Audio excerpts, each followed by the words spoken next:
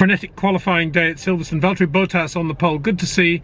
We've always talked about Valtteri here, going back to his Formula 3 days with Rob Wilson, and I'm sure Rob will be delighted with that lap. For my part, to me, Silverstone's lost a bit of its character with this new surface. It's obviously quicker, bump-free, and I think even more than ever before, we're seeing it basically neutralizing drivers and rewarding chassis performance. In other words, I guess what I'm saying is I think it's more difficult now for one driver to impart more into the car than another, assuming they're right at the top level.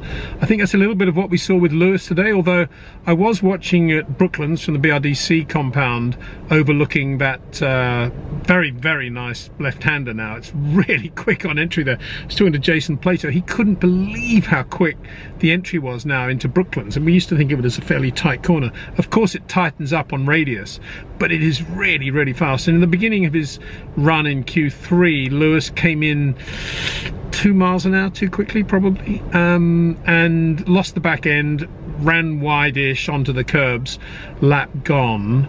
And so it was always going to be interesting to see what he did for the second run. Now Silverstone, if I think about Lewis and potential pole laps around Silverstone, I think of Beckett, Copse, Beckett's, obviously, the whole Beckett's complex, Maggots going into Beckett's, and then to some extent Stowe. I don't really think of Brooklands, but on this occasion, and I think the track surface has something to do with this, it was Brooklands that actually made the difference, because Lewis on the final run came into Brooklands a little bit, I mean, at the right pace obviously, but he did something different. He didn't shift down mid-corner as everybody else was, as Valtteri was, and indeed as he was and had been doing. He kept it in a longer gear, I guess because of that moment he had in the first run in Q3. And was it a gamble? Was it a way of keeping the back end more under control? It was a very, very smooth exit. Did he have the same punch out of the corner as a result? Presumably not. And that was where the pole went for Lewis, incredibly. As I say, you don't really think about a pole at Silverstone being defined by Brooklands, but it seems that was the case.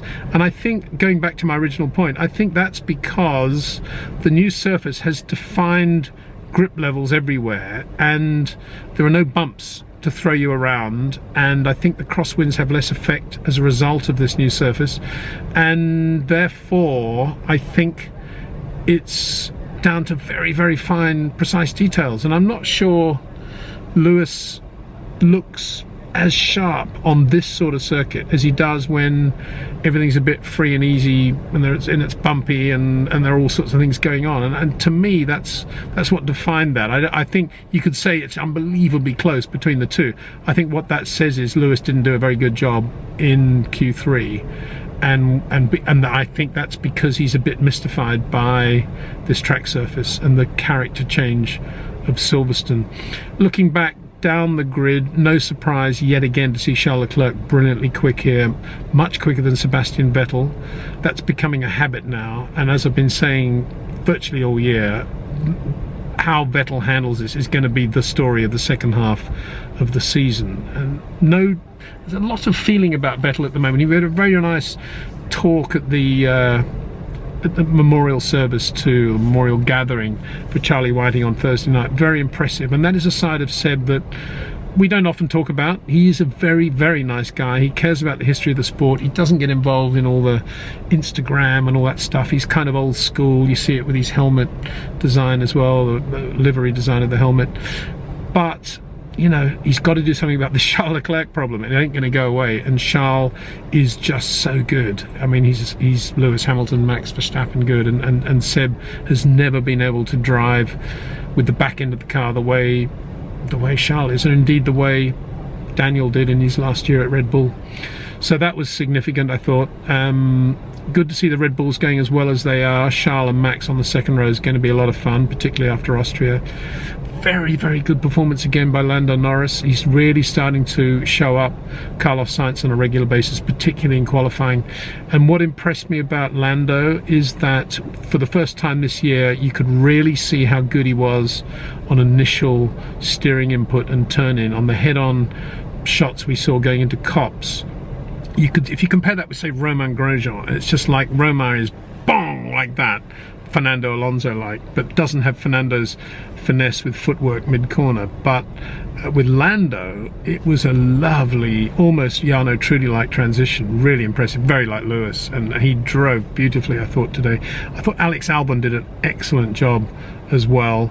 Daniel Ricciardo, a tenth quicker than Nico Hülkenberg. That's about what you'd expect around here. So Renault not looking too bad after the closer examination we gave them a couple of days ago. So it looks like to be a reasonably good weekend. And Antonio Giovinazzi yet again quicker than Kimi Räikkönen. Kimi I thought looked really good, but it was all ultra smooth Kimi.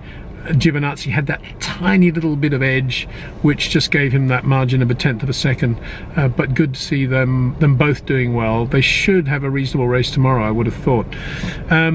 Disappointments, obviously Haas yet again. What is going on there? They're quite quick on occasions and they suddenly lose grip. I mean, it's as if they just suddenly bolt on a different set of tyres or something between FP3 and qualifying, or indeed in the middle of qualifying. It's just bizarre how they can't get on top of their tyre performance, so that was very odd. I made a prediction a couple of days ago that George Russell would possibly be nearer the midfield with the Williams updates they've had, and again with Mercedes power around Silverstone. He was a second slower about than Stroll.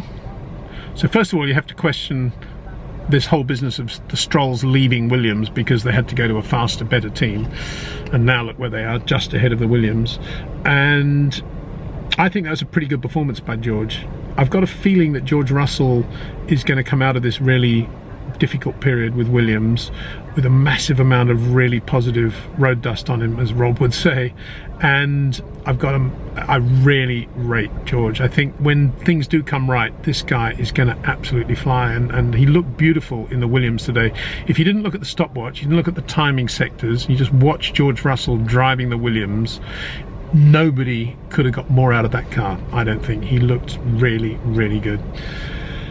So there we are. It's going to be Valtteri versus Lewis, I guess, is the race tomorrow, and obviously Ferrari versus Red Bull, Charles Leclerc and Max again. It's going to be an interesting one. I think the track surface will come into play. We saw some confusion, if that's the right word, over what tyre to run in Q2. Ferrari trying to split their options and then panicking a little bit and going on to soft. After what happened at Monaco, no real surprise there. Looking back at Monaco now and talking to people now the dust has settled, it looks as if Ferrari do have some sort of computer that predicts the time they need to achieve in order to not be worried about if they're going to go through to Q2, and that computer got it completely wrong at Monte Carlo. And I guess now they're not relying on that computer quite as much, and they're thinking, yeah, we better get those soft tyres on, we don't want to have a similar problem. So that's what's going on. And yeah, and Sebastian Vettel, what is he going to do in the race? I mean, in fairness to Sebastian, this circuit as it is now, I think lends itself completely to his style of driving. This braking in a straight line, don't worry about slow minimum speed, all about exit. And he looked really good, I thought, through Brooklands and Luffield, but you know, those tightish bits. Where he's losing time to Leclerc must be overall, and it's got to be change of direction through Beckett's as well. I think that's where Leclerc will be really good, just making sure he's got the load perfect in the way he moves the load from side to side. I can't imagine there's a lot between them on the slow corners, and indeed through Copse either. But full marks to Leclerc to find that sort of margin against Sebastian Vettel around Silverstone. He is just an amazing talent, an astonishing talent, and one of the great stories, I think, of 2019. Anyway, I hope you've enjoyed our series of videos. I'll do another one at the end of the race, obviously, thoughts on that one. But in the meantime, F2 race was pretty good. F3 race was great. I thought Yuri Vips drove really well. A lot of pressure from Marcus Armstrong and Darubala in the Prema cars, but thanks to a couple of safety cars that allowed him to cool his tyres, he did a really good job of backing them into him, if you see what I mean, nullifying the DRS, just being really slow in the middle of the corner. And I thought Yuri, who we've interviewed on this show, really good performance from him, and high tech congratulations to all those guys. Meanwhile, over in Japan, Inam Ahmed, who we've also given a lot of time to and have a lot of time for, won his first Japanese Formula 3 championship round at Fuji. Started dry, then got wet, finished on slicks, and he was closing on the winner of the race, who is a Japanese Toms driver. Toms have a lot more power, and it's their home circuit, obviously Fuji, very near Toyota. And then he got disqualified. He finished just behind him, set fastest lap, and then the winner got disqualified. So Nam got his first win, so congratulations to him too. Really good to see. See you tomorrow.